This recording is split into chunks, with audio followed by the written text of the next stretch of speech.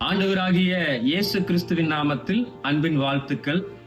தர்மையான காலை வேளையில கர்த்தருடைய ஆலயத்திற்கு போவோம் வாருங்கள் என்று சொன்ன பொழுது என்னுடைய இருதயம் மகிழ்ந்ததுன்னு சொல்லி தாவீது சொல்லுகிறார்.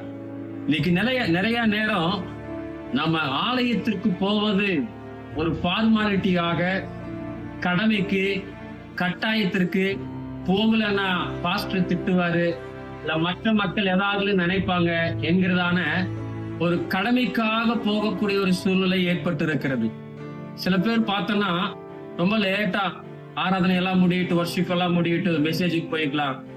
சில பேர் காணிக்கை நேரத்துல கூட வர ஜனங்கள் உண்டு.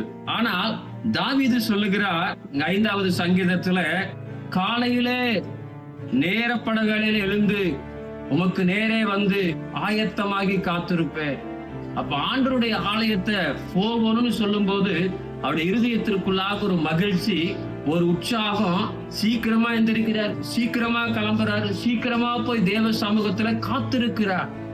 இதுதான் ஒரு உண்மையான ஆராதனைக்கு போவதற்குரிய ஒரு இருதயம். இதை கேட்டுக்கொண்டிருக்கிற அன்பான தேவனுடைய பிள்ளைகளை, இன்னைக்கு உங்களுடைய என்னுடைய இருதயம் எப்படி இருக்கிறது?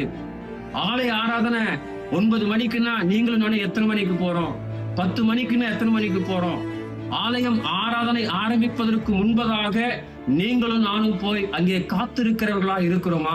இல்ல இடையில போய் செய்தி நேரத்துல போய் ஆராதனையுடைய கடைசி நேரத்துல அந்த ஆசீர்வாத நேரம், காணிக்கை நேரம், அந்த மாதிரி எப்ப வேணாலும் போய்க்கலாம், நமக்கு என்னன்னு சொல்லி யோசித்துக் கொண்டிருக்கிறோமா? தயவு செய்து சொல்லுகிறேன், உங்களுக்காக எனக்காக ஆலயத்திலே கர்த்தர் காத்து கொண்டிருக்கிறார். நமக்காய் காத்து கொண்டிருக்கிற அந்த இயேசு கிறிஸ்துவை நீங்களும் நானும் ஏமாற்றக்கூடாது, வேதனைப்படுத்தக்கூடாது. நேரப்பட வேலையில் எழுங்க, சீக்கிரமா ஆயத்தமாகி ரெடி ஆகுங்க. ஆலயத்துல போய் காத்திருந்து ஆராதித்து பாருங்க.